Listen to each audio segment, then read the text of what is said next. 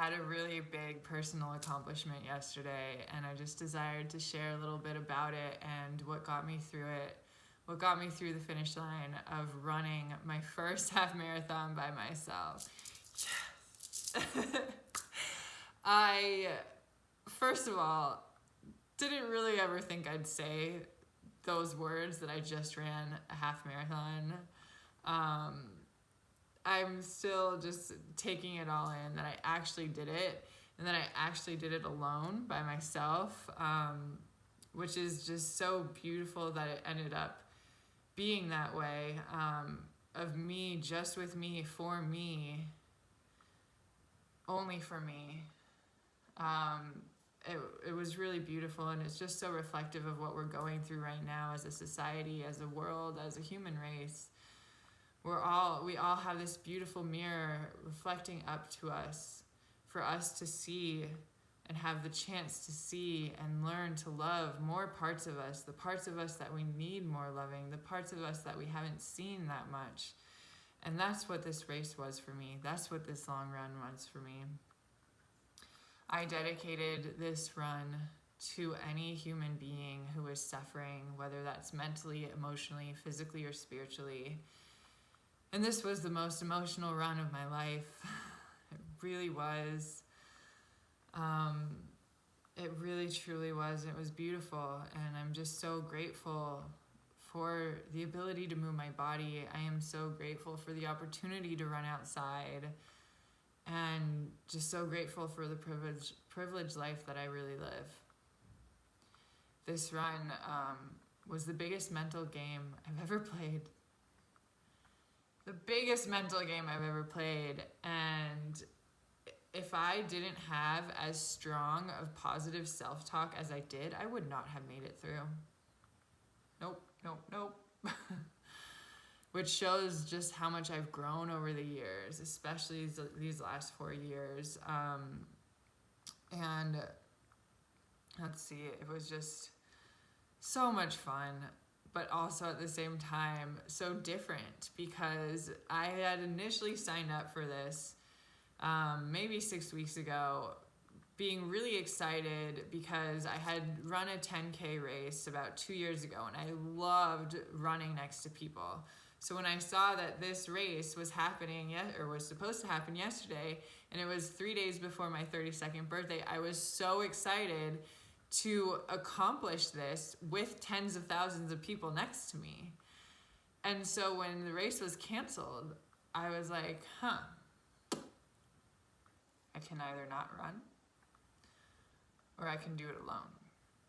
And then I thought, do I have the strength to do this alone without anyone doing it with me for that long, for the first time by myself? And I did. I did, because whatever you put your mind to and whatever you take action towards, you're capable of. It's all a mental game. And so I decided so this was about 3 weeks ago that I was like, I might do it. And then a few days ago, I was like, nope, I'm doing it. I want to have that under my belt before I turn 32. I want to do it. And I had the deep desire, so I did it. And it was not easy. I have been an athlete my whole life.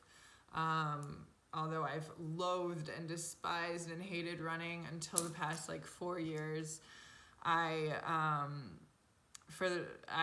have been focused on being consistent in my cardio workouts. So this past October, I decided, all right, cool, I'm gonna decide to run 1 mile a day. And if I didn't run that mile that day, I would make up for it the next day. So yesterday was my 187th day in a row of running at least a mile a day. And, well, it wasn't really in a row because there were a few days I took off, but you get the point. I made up for those miles plus many, many. And so even though I had been running that, I didn't really train for this. I knew mentally and physically, I was like, cool, if I have done 8 miles, if I've run 8 miles by myself before, I know I can physically run 13. And I knew it was just mental. I knew it came down to the mental game, no matter what. And I knew, based on my 8 miles and based on the other long runs that I have done, of what I needed to do the first 2 miles to really get steady in my run.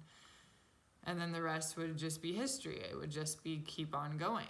And so for me, when I run, I have to get my breath right. I have to get my breath solid. And it usually takes me about 1.5 miles to like get it super consistent. So the first 1.5 miles, that was my focus. And then after that, I was starting to get towards, or no, it was a little bit after that, but it was when I was starting to get towards Rancho Park. And that's when I started to see more people. And that's when I was reminded of the times we're really going through, of what's really happening, with people not going towards one another anymore. When we see someone else, we pull away. And just the psychological ramifications of what that does to you, to all of us, I started contemplating on it more. And I've really thought about over the past few weeks of like, what's this doing to our psyche? What's this doing to us? Seeing someone else, and instead of smiling or instead of like walking past them, we're walking completely out of the way of one another. And so I started contemplating about that some more. I started really praying for every single one of my loved ones who are all over this beautiful world. I have loved ones on every continent, and although we're all over the world, all of us, if we're privileged enough, have homes, and we're all at home. And I was thinking about how I have friends in so many different countries, and all of us are on the same page. That's the first time ever that we're all on the same page, just different time zones. That's the only difference right now. And I knew that at some point in this race, in this run, that my body would tighten up. And it did around 9.5 miles. And that's when I started to talk to my ancestors, started to talk to my spirit guides, and I said, spirits, please release this tension in my hips. And it did. They got better. And it was right around then that I knew I needed another push. And that's when I really contemplated deeply about every human suffering, about the people who are on the front lines, who are risking their lives for people they don't even know, doing it day in and day out for an insane amount of hours on end. And that's when I started running for the people who aren't capable of running. That's when I started running for the people who can't breathe on their own. And when I came across that thought, that's when I got really, really emotional. Because I recalled my best friend who had lung cancer, and she was intubated. And it was a traumatic experience for me to watch her try to start breathing on her own again. And this came full circle for me on this run, as there's just so many people who are going through that right now, and so many people suffering in arguably some of their biggest fears. A lot of our biggest fears are dying alone, being alone, and that's what's happening at these hospitals right now. And my heart just goes out to each and every one of them. So then I just kept praying. I kept praying and praying and praying, and I kept praying, and I kept thinking of the beautiful interconnectedness that we all have, that we all share. And I knew that they're not alone, just as I'm not alone. We're all together. And I got through it because of my positive self-talk and because of my prayer. I just desired to share. You can get through. You can do anything you set your mind to. And we are all in this together. I love you. Thank you for being part of my journey. If you have any desire of more tips about running, let me know.